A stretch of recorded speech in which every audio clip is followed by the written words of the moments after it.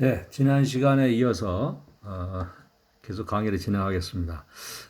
사실은 제가 오늘 생도들을 위해서 요 파워포인트에다가 직접 이렇게 쓸 수 있는 태블릿을 구입을 했는데 이게 학교 컴퓨터에 이게 지금 연결이 안 돼서 어쩔 수 없이 기존의 파워포인트를 이렇게 하고 그 옆에 공란에다가 이렇게 좀 필요한 필기를 하는 방법으로 강의를 하도록 하겠습니다. 요거에 대해서 생도들이 좀 양해를 해주시고, 지난 시간에 저희가 이제 뭐 무기화학이라는 게 어떤 특성을 가지고 있느냐, 그다음에 이제 어디에 사용이 되느냐, 그 다음에 이제 그런 그 서론 파트에 대해서 얘기를 했고, 특히 우리가 결국은 결합이 이게 중요하기 때문에 우리가 이제 어떤 원자에 대해서 간단하게 소개를 하고 했습니다. 그래서 사실은 원자가 너무나 작기 때문에 우리가 직접적으로 관측을 할 수가 없어요. 그래서 가장 가장 간단한 방법은 결국은 이제 빛에너지를 이용을 하는 겁니다. 그래서 예를 들면은 빛에너지가 어떤 이제 어떤 원자가 그냥 빛에너지를 받아들이면 빛이 어떤 에너지 상태이기 때문에 이 원자가 좀 흥분된 상태에 도달합니다. 흥분된 상태. 자, 그런 흥분된 상태에 있는 원자는 다른 그 에너지가 계속해서 공급되지 않는 한 이것이 계속해서 높은 에너지 상태로 있을 수가 없기 때문에 여기에서 낮은 에너지, 즉 우리가 바닥 상태라고 그러죠. 그래서 바닥 상태 에너지로 떨어집니다. 그 원자가 떨어지면서 요것과 요것의 에너지 차이가 있겠죠. 그 에너지 차이만큼을 우리가 빛에너지로 방출하는, 뭐 열에너지로 방출할 수도 있고요.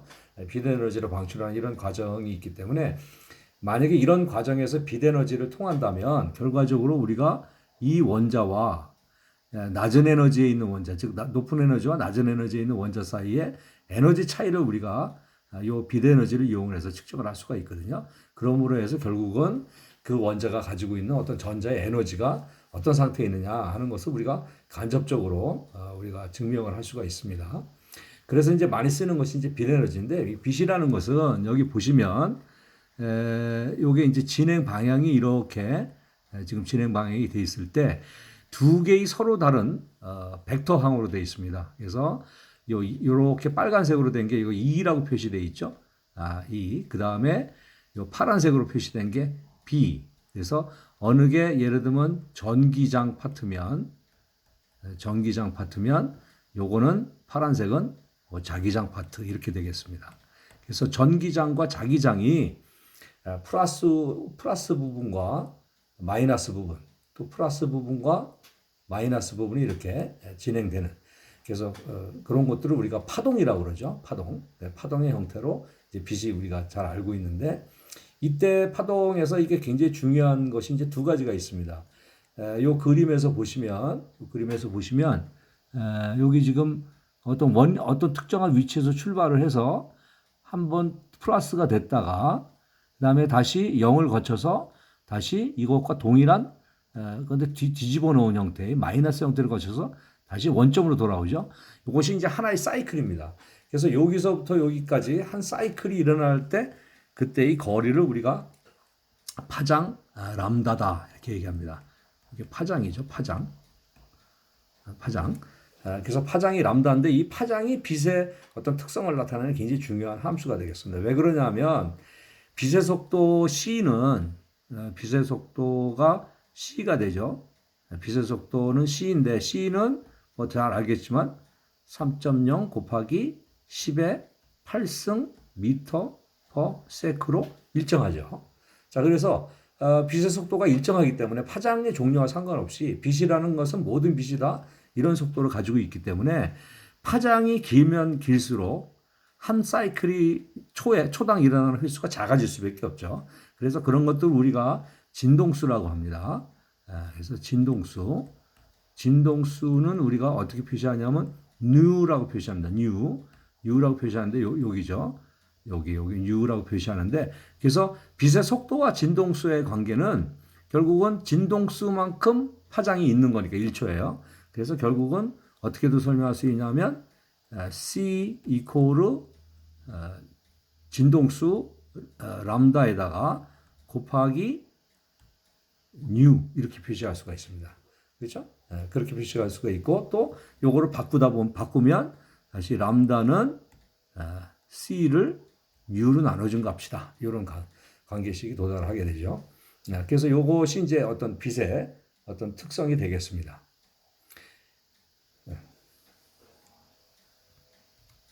자, 그런데 그런 빛은 파장에 따라서 굉장히 다양한 종류가 존재하죠. 사실 여기 그래프에서 보시면 여기 지금 눈이 그려져 있죠. 그래서 우리가 사실 여기 요 파트, 그러니까 요게 지금 사실은 요게 파장입니다. 요게 파장을 나타내는 거죠. 길이 단위가 길이니까요. 자, 파장을 나타내는데 이 파장이 어느 파장이냐에 따라서 빛의 성질이 달라져요. 또 나중에 알겠지만 이제 에너지가 달라집니다. 우선 여기서 설명드릴 건 우리가 사실은 모든 빛에서 사실 우리가 실제로 볼 수 있는 빛은 굉장히 작다. 그래서 파장이 대충 우리가 가시광선이라고 한다면 물론 뭐 사람하고 또 동물하고는 가시광선의 그 범위가 좀 틀리긴 합니다만 대충 우리가 한 400에서부터 800 내노미터의 파장이 파장가 람다가 400에서 800 내노미터를 가지는 빛을 우리가 실제로 볼 수가 있고요. 그 다음에 이제 요거보다 만약에 파장이 가시광선보다 이리로 가면 이제 작아지죠. 파장이 작아지면 1초에 이제 진동수가 많아진다는 건데요. 여기서 그림에서 보시는 것처럼 진동수가 점점 많아지죠. 이렇게. 그러면 이게 높은 에너지가 됩니다. 높은 에너지가 되고, 이 파장이 가시광선보다 낮으면 이게 이제 낮은 에너지가 되고요.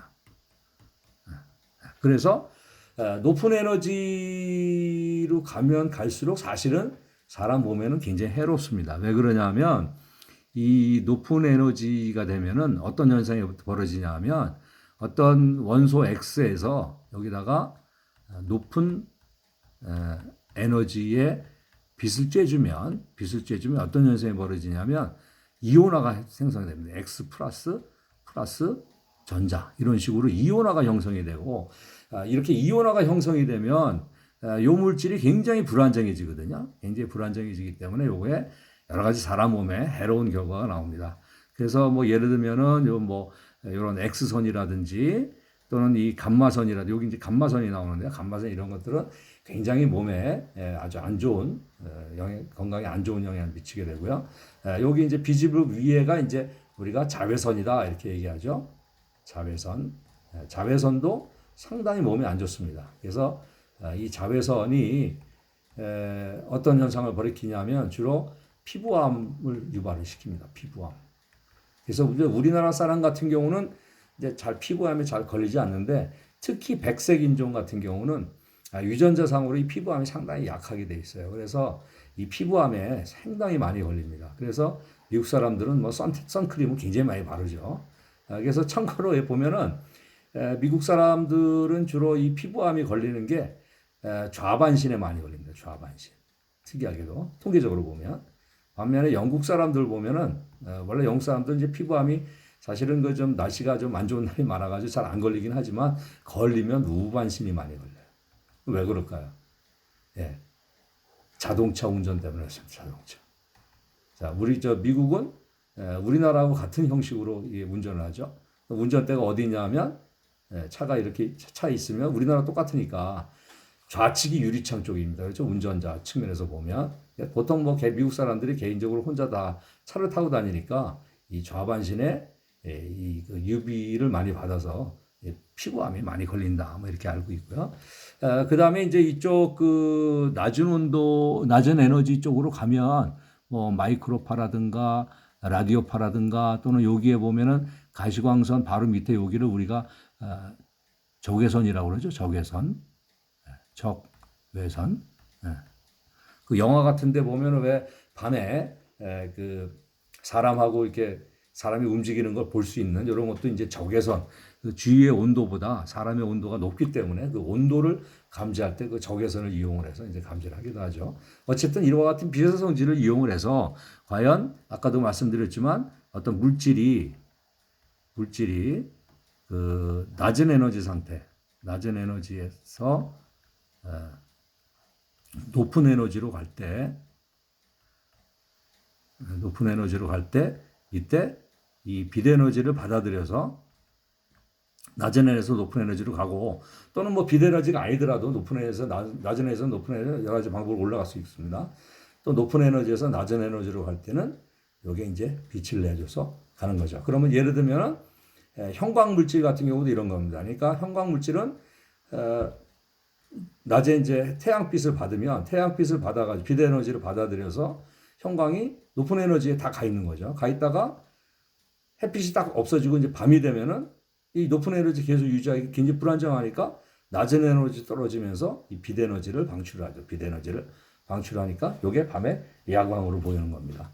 그다음에 뭐 예를 들면은 뭐 인광이라는 것도 있어요. 이제 이런 걸 우리가 형광이라고 합니다. 비대에너지가 받아들이고 또 비대에너지 날았을 때 이게 에너지가 똑같을 때 이때는 형광이라고 그래요. 형광이라고 그러고요. 우리가 저 도깨비불이라고 하는 인광이라는 게 있는데 이건 뭐냐면 어떤 다른 단계가 있어요. 그래서 낮은 에너지에서 높은 에너지 상태로 뭐 예를 들면 태양 에너지를 받아들여서 이렇게 올라갔다가 여기서 여기로 어떤 방법으로든지 비대에너지가 없이 열적 안정을 합니다. 열적 안정 상태에 도달해요. 특수하게. 그래서 여기에서 다시 이렇게 비대에너지를 방출을 합니다. 그러면 햇빛이 없다고 그래서 바로 나오는 게 아니라 열적으로 안정되는 데까지 시간이 걸리죠. 그러니까 어두워지면 바로 나오는 게 아니라 한밤중에 굉장히 오랜 시간이 지난 다음에 이 비대에너지가 방출이 됩니다. 그러니까 어떻게 보면 아주 밤에만 되죠. 그래서 이런 걸 우리가 도깨비불, 인광이라고 합니다. 인광. 그럼 형광하고 인광의 차이점은 여러분들이 보시면 아시겠지만 이때 흡수하는 빛의 에너지와 방출하는 빛의 에너지가 같은 경우를 우리가 형광이라고 하고 흡수하는 빛 에너지와 방출하는 빛 에너지가 차이가 나는 이런 걸 우리가 인광이다 이렇게 얘기합니다. 인광. 그래서 빛에서는 굉장히 빛이 실제로 어떤 원자나 또는 분자가 어떤 에너지 상태에 있고 낮은 에너지 상태가 그다음에 높은 에너지 상태에는 어떤 에너지가 허용이 되고 이런 것들을 측정하는 가장 핵심적인 방법이 되겠습니다. 자, 그런데 이제 빛에너지가 그럼 과연 뭐 어떻게 되느냐? 우리가 아까 제가 말씀드렸지만 파장 또는 진동수하고 관계가 있다 이렇게 말씀드렸잖아요. 그거를 증명하고 한 사람이 사실은 아인슈타인이 여러분이 잘 아시는 아인슈타인입니다.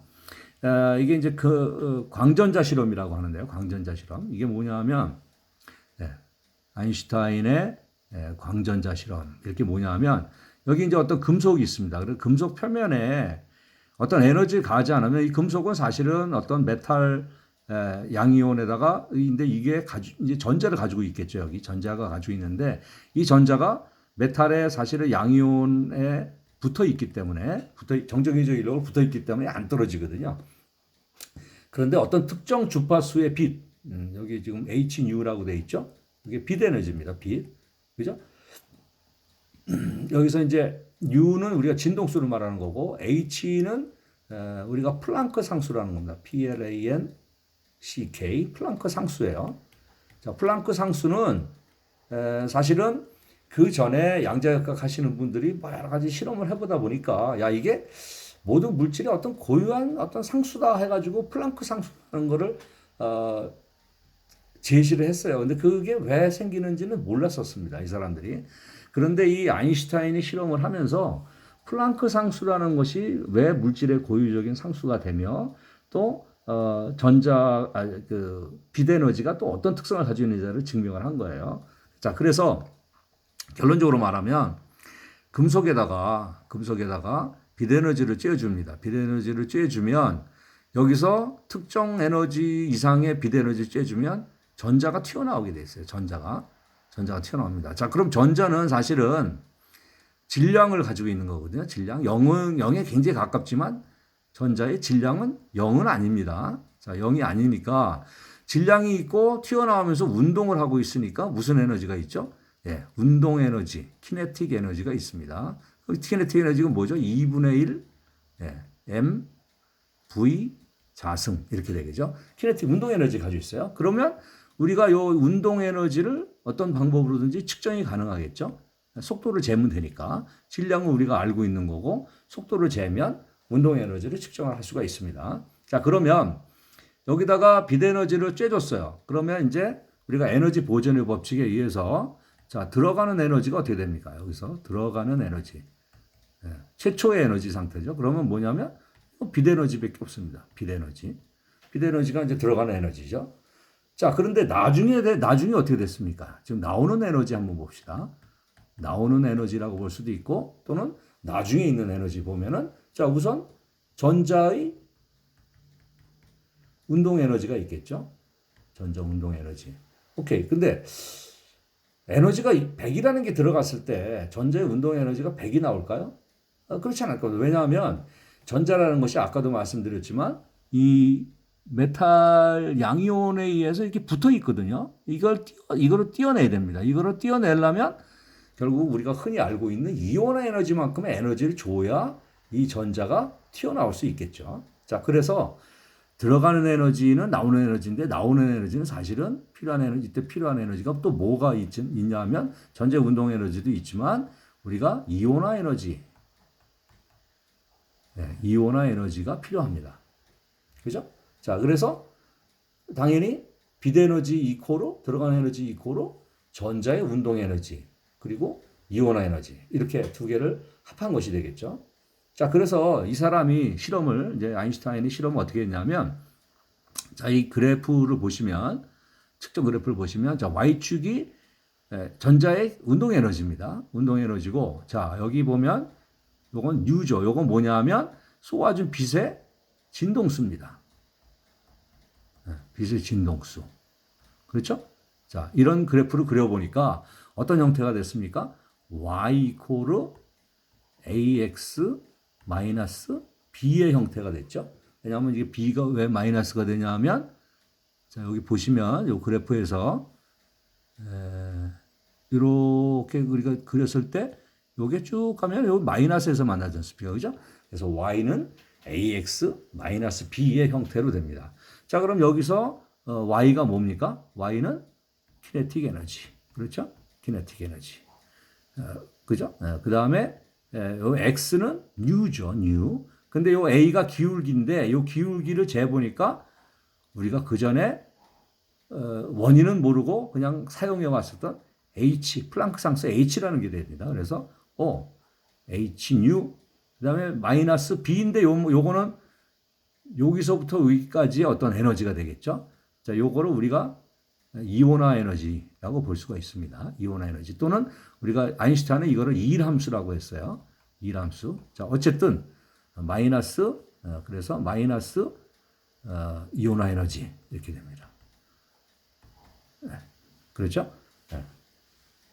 자, 그러면 여기서 결과적으로 우리가 최초에 여기서 빛 에너지 이코로 이렇게 됐잖아요. 그리고 빛 에너지가 뭐냐면 H U가 되고 이코로 그죠? 전자의 운동 에너지 Y 그렇죠? 아까 여기서 말한 Y 플러스 이온 에너지가 옆으로 넘어가니까 이온화 에너지 이런 관계식이 성립되는구나 하는 걸 알 수가 있었어요. 근데 여기서 중요한 건 뭐냐면 요게 빛의 에너지입니다. 고로 다시 말하면 빛 에너지는 그 빛이 어떤 빛이냐에 상관없이 플랑크 상수 H에다가 곱하기 진동수 U다. 라는 거를 밝혔죠. 그래서 이 H라는 것이 빛이 가지고 있는 고유한 성질이구나 하는 걸 알게 됐습니다. 그래서 빛 에너지의 값도 구할 수 있고 H라는 어떤 상수에 대한 것도 우리가 아인슈타인이 이제 실험을 통해서 증명을 처음으로 한 거죠.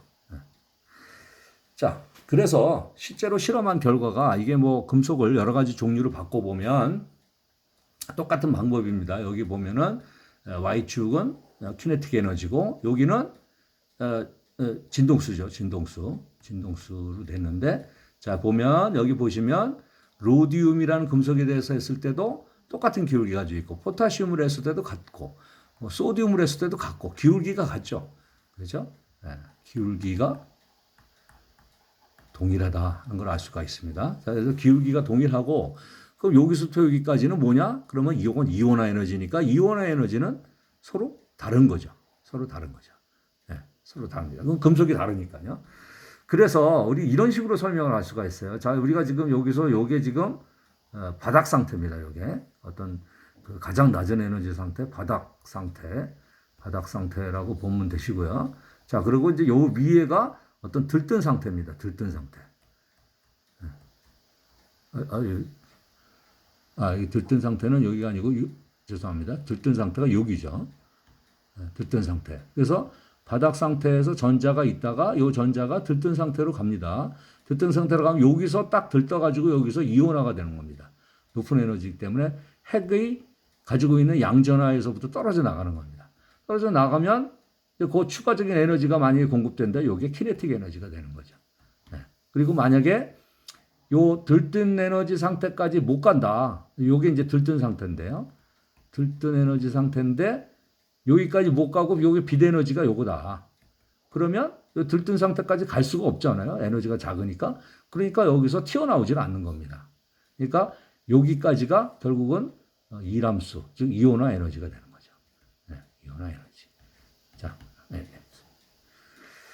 자, 그래서 이제 이때 아인슈타인의 이거를 역할을 우리가 다시 한번 정리를 하자면, 아인슈타인이 왜 이게 사실 다섯 페이지짜리 논문인데, 이걸 가지고 노벨상을 탄 이유는 첫 번째는 우리가 플랑크 상수 H라는 거를 처음으로 증명했다. 이게 굉장히 큰 업적이었어요.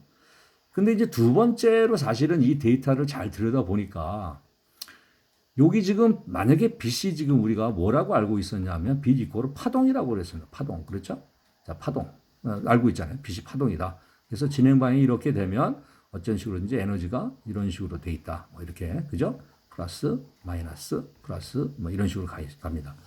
근데 이 파동의 성질 중에 중요한 성질의 하나는 뭐냐 하면 에너지가 분산돼 있다라는 겁니다. 분산. 그 말이 무슨 말이냐면 자, 여기서부터 여기까지만 우리가 여기서부터 여기까지 한번 끊어서 한번 생각해 봅시다. 그러면 이 파동이 여기에는 있어요. 여기에는 있고 요 지점에 딱 0이 되는 점은 파동이 사실 없습니다. 0이니까.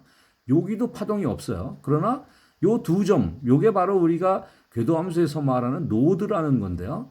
그래서 파동이 없습니다. 0이니까. 그러나 여기는 파동이 있고 여기도 뭐 마이너스지만 파동이 있어요. 그냥 단지 변이가 마이너스라는 거죠.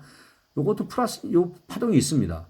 자, 그러면 에너지가, 하여튼 요 두 개의 0이 되는 점을 제외하고는 에너지가 분산이 돼 있다. 이런 뜻입니다. 자, 그러면 만약에 빛이 정말로 파동성이라면 에너지가 분산이 돼 있으므로 만약에 충분한 시간을 만약에 그러면 이 문턱 진동수, 이온화 에너지에 필요한 진동수가 아닌, 그거보다 못하는 이런 에너지라도 빛 에너지를 만약에 계속 쬐어주면 어떻게 될까요? 만약에 파동이라면. 그러면 충분한 시간 동안 쬐어준다면 이런 에너지들이 여기에 집적이 돼서 이게 에너지 분산되는 게 집적이 되죠.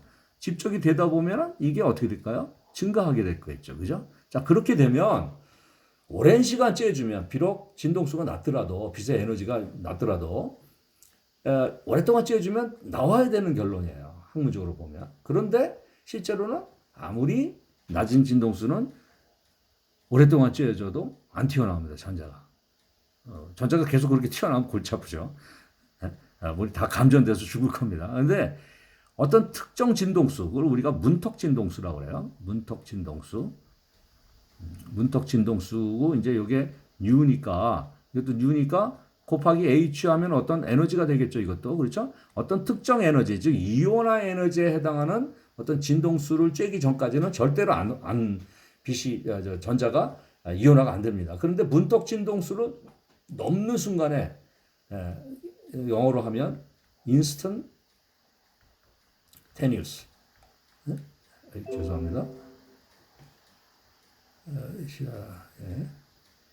instantaneous. 죄송합니다. 이걸 다시 바꿔야 되나요? 잠깐만요. 네. 잠깐. 여기.